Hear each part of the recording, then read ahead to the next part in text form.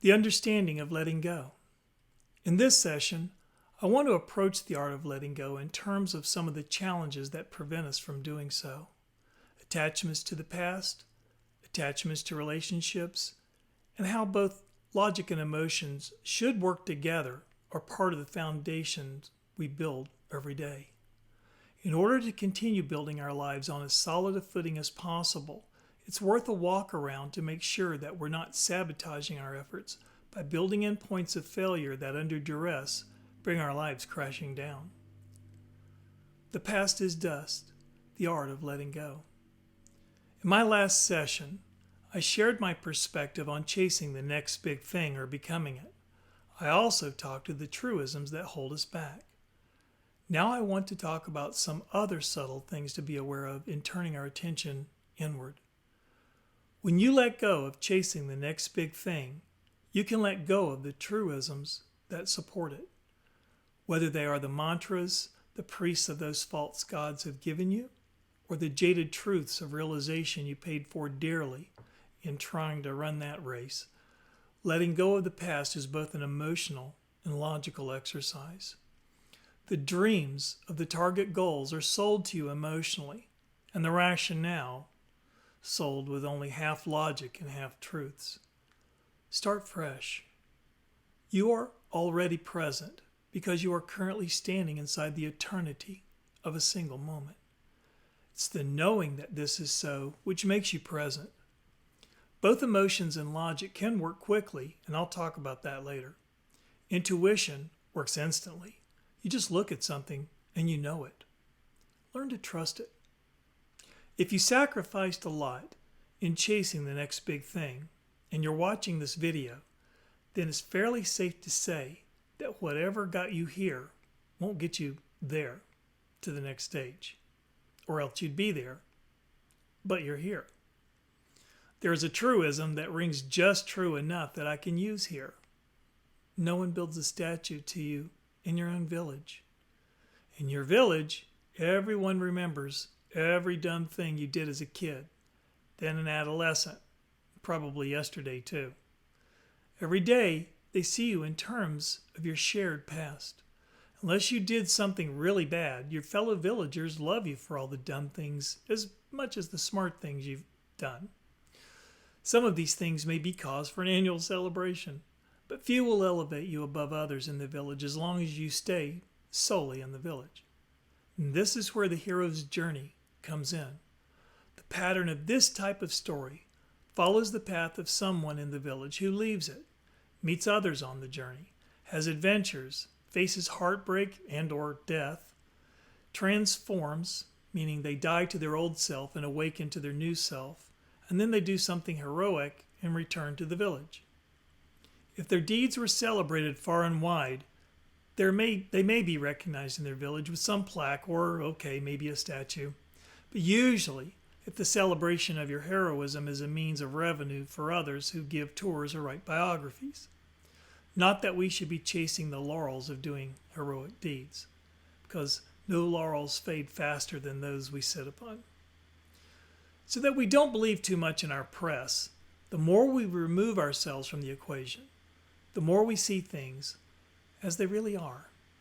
And then it's easier to see the path forward, untainted as much by our self-interest. Examples of this are common, but since my area of interest is near-death or spiritually transformative experiences, I'll say to those with their own, you've experienced this. You share what you saw, what you heard, and what you felt on the other side. And some of your closest friends or relations will not take a chance in allowing others to see you as higher than themselves. They may be the first to say, "You're not perfect." And again, we'll have a list a mile long of the things you've done that prove it, the failures you've experienced, your lost or misspent opportunities, and the broken hearts you left behind. When faced with that, just tell them they're right. It's not worth an argument. Tell them that you're imperfect and always have been. But you don't have to be perfect to have a perfecting experience. Just ask Paul when he changed from being Saul to Paul and stopped killing Christians, and he founded the Christian church. The difference between the you of now and the you of yesterday is that your feet are pointed in the right direction. All you have to do is walk. How hard is that? You're just sharing what you see along the journey and how you feel about it. Who needs to be holy to do that? Dismiss your well-intending friends who will defend themselves by keeping you humble, as they say, but who are in effect fighting tooth and nail to hold you back. The powers of the world that want to keep you here are working through your association's dulled minds to focus on your failures. Welcome the new friends, perhaps within the NDE or STE populations, who won't even know of your past. They're just excited to hear of your spiritual experience, compare notes, give and gain wisdom, and see you in terms of your potential. Now you have to look in your mirror of truth and also see that potential. In ancient Greece, the word educate meant to draw forth. The idea was that the teacher didn't put knowledge in your head in accordance with later thinking in the West. Their role was to remind you of what you already knew, that all truth and all beauty already exist within you. That, as an educator, their job was to draw forth what was already there. Can you imagine waking up in a world like that? Talking to each other like that? Try doing it today. This is why it's important to speak to people in terms of their highest potential. If you connect with them on an empathic level, they will want to live up to that potential. You're calling it out of them. You're expecting the best out of them. And when you talk and act this way, you may be the only person to have done so in a very long time, maybe in their entire lives. You may be the first person who sees their light, and that can be life-changing, maybe for you, but especially for them. Someone finally believes in them. They have their own detractors holding them back, and like a revolutionary, you just gave them a taste of freedom. Freedom from the chains of the past. And with this tool, you can reinvent yourself. You can choose what new things to respond to, what new senses of self you want to contemplate, what new clothes you want to wear, or new friends you want to make. This is living authentically. Just stop trying to live according to others' expectations and discover your own. Try new things and try them often. Figure out what makes you tick. I guarantee you're going to lose people over it, but they weren't meant for you. If you don't live according to your own celebration of the individual spirit, then you're living someone else's life and you're swallowing someone else's values. You're generating karma, doing things you don't want to do, and accruing karmic debt that I guarantee you won't want to pay, especially when it means coming back to do the same thing all over again until you get it right. Get it right now. Start living authentically by being present. That means living moment by moment, trusting your intuition, your gut, and seeing all of the wonderful probabilities swirling through you and around you every single moment of every single day. This is the in-between, the past that is dust, and the future birthing into the now. For those who are interested in the Bible, this was driven home in Luke 17:21. Look it up. Nor will they say, here it is, or there it is. For behold, the kingdom of God is within you. This kind of makes me wonder when Christians talk of the second coming, if it's already here among us. Why would I say that? Because it's estimated that 5% of the world has had a near-death experience. That's 60 million more people than live in the United States. And 25% have had a spiritually transformative experience. It's almost 2 billion people out of almost 8 billion total world population. So that's between 5 and 25 out of 100 people who now have less or no fear of death and have had their TV channels changed from religion to spirituality. And this speaks to Jesus' truth of saying it isn't a here or there thing. The statistics bear out what he says in that it is within us and among us. This, the waking up out of this bad dream, is the second coming, and no less paradigm busting than the first coming. The in-between isn't a place you go to or come from. It's simply a place you are. Don't let the past hold you back.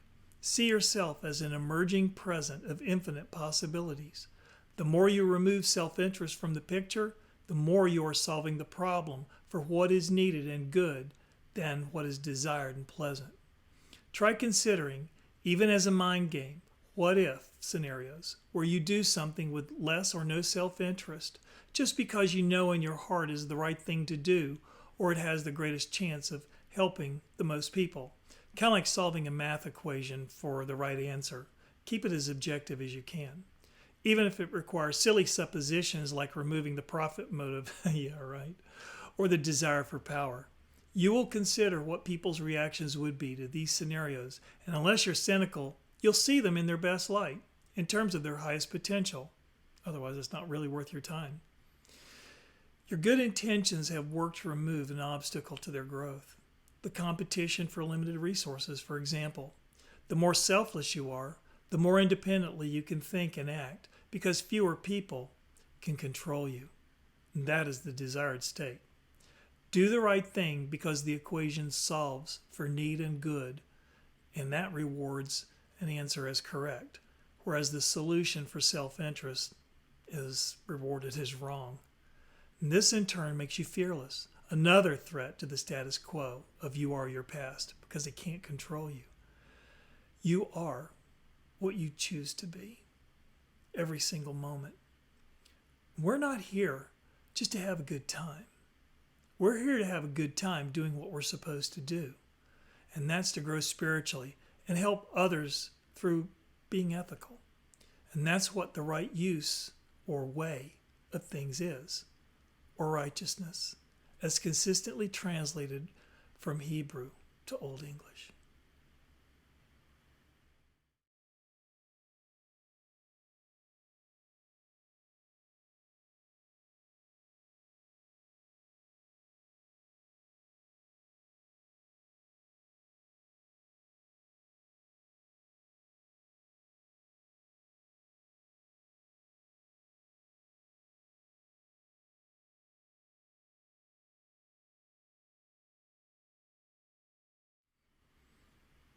The ending of relationships and loss of loved ones. It has many facets, visible in accordance with what you're coming to grips with. Lately, I've had a few people reach out to me regarding the loss of an important relationship, a death due to cancer, to suicide, or the rage expressed through bipolar disorder. The death of a relationship might as well be the same as the physical death of someone you love. Why is that? First, because of how you defined yourself within that relationship. You introduced yourself as a significant other in someone's life, a parent, a sibling, a child, or a sexual partner of some magnitude. As that relationship evolved and your place within it grew, you projected and injected into it your individual hopes, dreams, fears, and issues. On top of that were the shared things that excited you and those in your relationship, and also those which terrified you. Whatever challenges came up, you tried to keep the scales balanced so that the promise outweighed the concerns. Maybe the other person had a bad day. Maybe they had a bad childhood. Maybe it was your fault. Maybe they didn't mean it that way, and so on. And then one day, you get your legs kicked out from under you when that relationship comes to a sudden end. Even if there is a terminal prognosis and someone is given a definite amount of time in which to wrap up their affairs, we're still not ready to see that relationship end. And when it does, it does. If someone is screaming at us through mental illness, we know it's not the person, but the illness that is crucifying us and that we're powerless to stop it. Later, when the storm is over, if the other person acknowledges they have a problem, then there's hope. If they deny anything is wrong with them, then there is little that can be done. And you can see and feel your heart breaking as you know in your gut what is coming, whether today, next week, or next month. When a loved one dies, many wonder as to their spiritual state on the other side. Are they in heaven? Are they happy? Let's push it all the way out. Suicide. I'm going out on a limb here, but many near-death experiencers, including myself, don't believe there is a special corner of hell reserved for those who commit suicide. Here's what many of us think, based on our experience or our understanding. Take it for what it's worth. There is no damnation. For those of our loved ones who die, they go to an unpleasant place. It is of their own choosing, based on the things they identify with at the time they live and then die. As in life, we go where we are attached. Obviously, those who suffer identify with a host of negative emotions and thoughts, and their internal world will be a reflection of that until that identification has run its course. I say run its course because the reasons they identified with negative things had to do with their life and their choices here. On the other side, those drivers are no longer in our loved ones' lives. What was done to them and what they did to others, so they can't further control or be controlled by them. The engine of negativity eventually runs out of gas. At that time, the soul realizes it. It understands what it went through and why it had to go through that. And it will look up to the sky and leave one realm for another, a happier one. A loving and merciful God would never take a child so wounded by its circumstances and punish them for all eternity. That concept is the stupidest thing I've ever heard. Instead, wouldn't he give them more love and see to their healing, like Jesus did? Like any parent on this planet would do? So don't worry too much about your loved ones who pass over. They're okay, and they'll be fine as soon as they are ready, if not from the first moment they arrive there. Either way, you cannot help them with your worry. It's now your job to move on. Remember them in their best light, in their best times. Note if they went off the rails in their relationship, whether because the bond was broken by death or a breakup, that this was predetermined even before you were born. The real them was closest to the version on the best days you can remember. Support their healing on the other side by sending loving thoughts based on those happiest memories.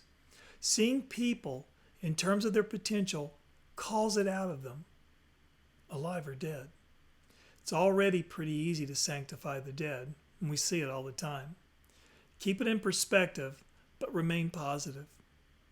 For those who feel loss in terms of guilt, perhaps a parent who lost a child, while I have not lost one, I have visited my father's grave and saw another nearby that was recent, of a 16-year-old child whose birthday would have been only a few days prior. On their grave was a birthday cake, and attached to the headstone were balloons. I believe a few small wrapped presents were also there. I walked over and studied the scene thinking, yep, I would be that parent. Ever since that day, if I buy a present for someone, I can't wait until some special event to give it to them. That day might never come. So I give it to them right away. I can't imagine having gotten something for someone that would make them happy and now I'll never have that chance. That'd be unbearable. My takeaway on that is to live life now and give each other presents sooner than later, especially the present of your attention. Why is it so hard to let go of the pain? It's because that is the last emotion left to us, and remembering what we long for. The person we love is not there to hold, to console, to love, through thick and thin, or through sickness and in health. Pain is self-centering, and its intensity can redefine our sense of self. We say, I'm lonely, instead of I feel lonely. And we become that story, one without a certain end date. The pain of loss is all we are left with, and to surrender it makes us feel disloyal, like we're abandoning the one we love. We continue to suffer long after we should let it go, in some misguided sense of loyalty. But you were not put on this earth to suffer. Your loved ones, in their now expanded states of consciousness, would not want you to. Seeing us this way tears them up and actually pushes them away. So painful can it be. They still have feelings, just not a physical body through which to express them. It's a choice. You can make it at any time. It's natural to feel the loss, but don't become the loss. Accept your feelings as true and proper, and then let them go when you're ready. No one can dictate to you how long you should or should not grieve. But again, you weren't put here to suffer for the rest of your days because someone precious to you died. Look for the signs that it is time to rise again. When I said that these things are karmically determined before our birth, let me explain. It's all about probabilities. Some are nearly 100% certain, and some less, but slightly so. When you're present, you awaken to the awareness that you're standing at that crossroads of decision every moment. And that intersection is where you're seeing all the possibilities flowing through you and around you. The ones that appear in focus are the most likely and nearest to the present moment. The ones in less focus are those less likely and or further out in time. You can feel in your gut a connection to some, not others. That connection also tells you which are more likely to be chosen, revealing something to you about yourself. It is when you are in this state of potential that you are at your most powerful, before you act. Therefore, put off having to make final decisions until the last possible moment. This builds up your personal power to the maximum. You see more alternate choices, and you give yourself enough time to receive less information regarding the choices you do have. And never part in anger. Where appropriate, always make your parting words those of appreciation, the kind of words you can live with for the rest of your life as they echo around in your head after your beloved is gone. I love you works very well. With those words, you know that in the end, you said everything that needed to be said and did everything that needed to be done.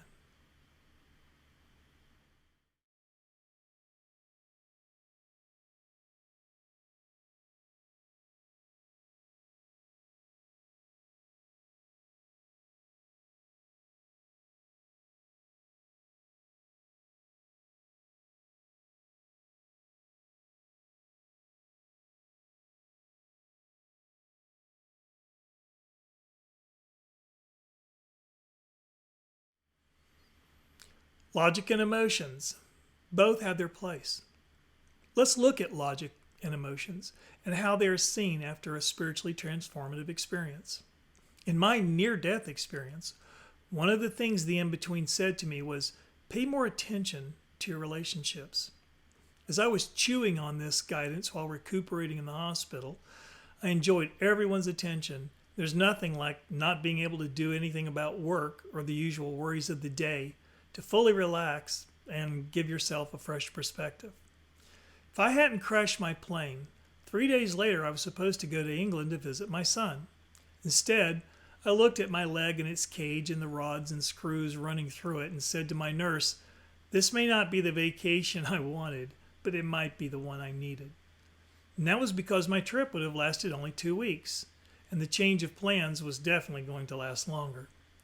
Due to a synchronicity, just before I crashed, I was sent a check for an investment from a former employer. 3 days before I would crash my airplane and stop working for 3 months, I paid my taxes for the year and had a decent cushion to carry me through my recuperation. It was like God was saying, just because you have to suffer doesn't mean everyone else has to. So why did the in-between tell me to pay more attention to my relationships? Why didn't it say, be better at math or be more logical? Could it be because I've always kept everyone at arm's length and now I was being given a timely reminder of what's important in life? I've often thought about how it seems that no matter our incredible achievements, we don't really come here to cure cancer or go to the moon.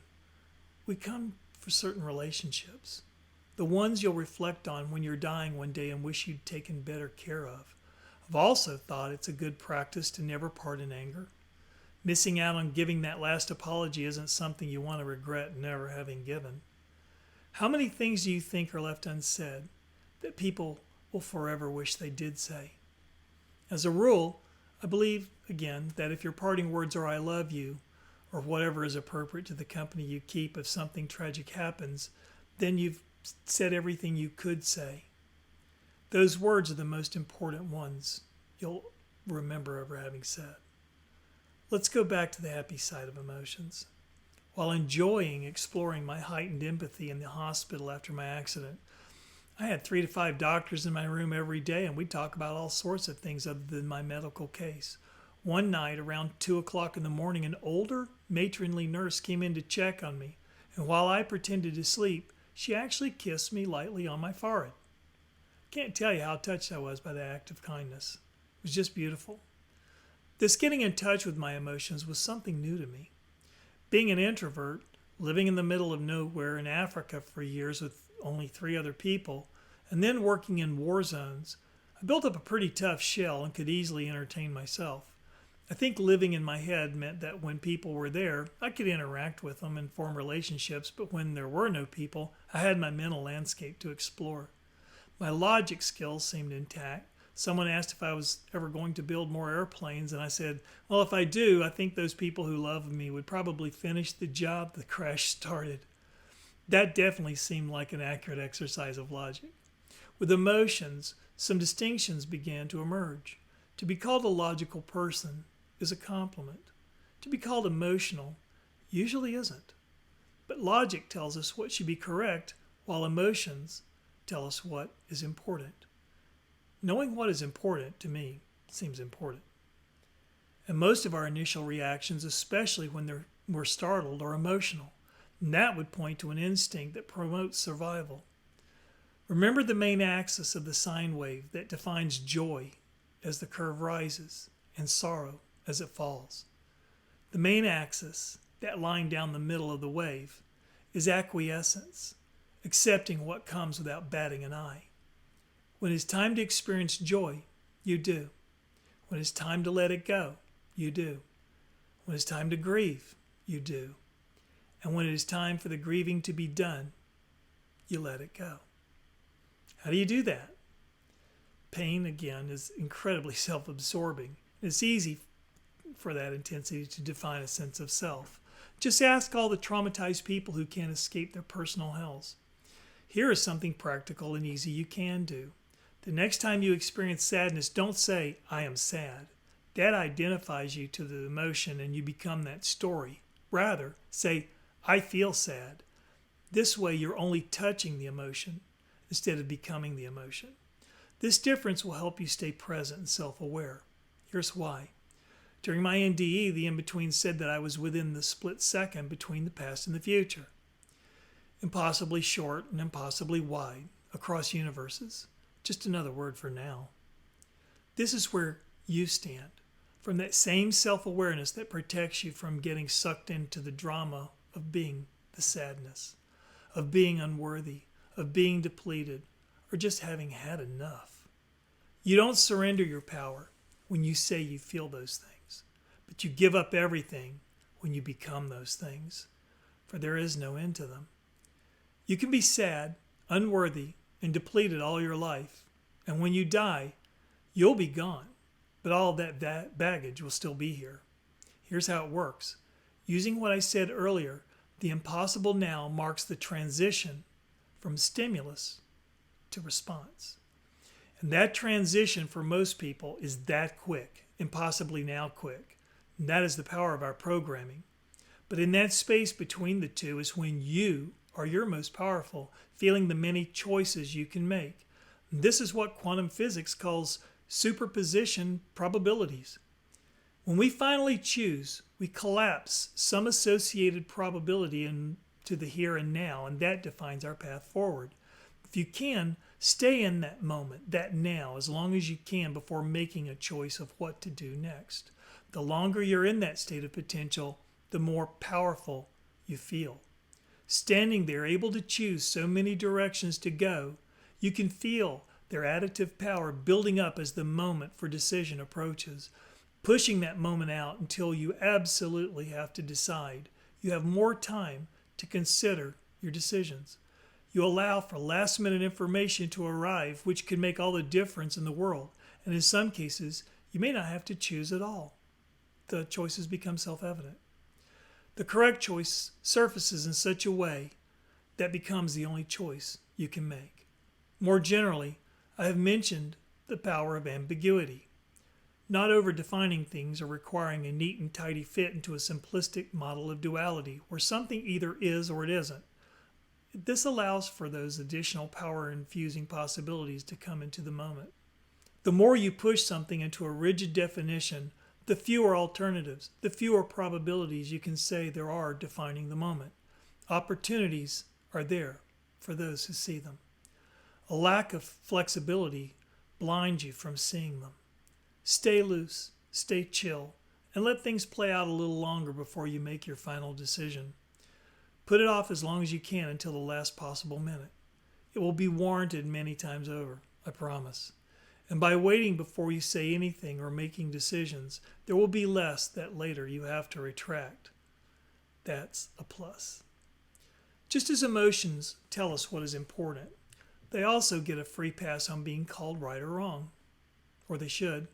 Calling them right only reflects our desire, and calling them wrong only bottles up the building head of steam. They are neither. They just are. Again, it's how you react to them that makes for rightness or wrongness. And then the feeling good or feeling bad that comes with your response to them, as I've said. We may feel it is not right to feel the rigidly intense and defining anger or lust for someone versus a more ambiguous and flexible annoyance or desire. While one Sunday school class or another might have mentioned the many reasons why that is true, it doesn't help in the management of those emotions. It just causes frustration. The trick is to understand why you have those feelings, and that brings us back to man, know thyself. When you get wrapped around the axle of your emotions, the questions you are likely to ask at the end of the day are defined by the dictates of them. What did I do today that makes me feel like crap about my life? What did I do that felt good? When you walk on that curving wave up and down of joy and sorrow, you define your world accordingly. And to a man with a hammer, everything looks like a nail. Resist the temptation of the siren song of intensity. Intense feelings that come with flying off the handle, the excitement and anticipation of impetuous action, and the self-righteousness of ordained purpose, and instead, take a breath. Suspend choosing to be anything, and just let your feelings respond naturally to what is going on. If you can do this, at the end of the day, you won't ask what you did that felt good, or question the wisdom of what you did to feel less horrible about the choices you've made in the past that have brought you to this day. Instead, you'll ask what you did today that was worthwhile. That brings us full circle back to seeing that joy or sorrow are not the answers we're looking for in asking the other questions, the wrong questions. And this is where logic finds balance with emotions. And that is the art of letting go.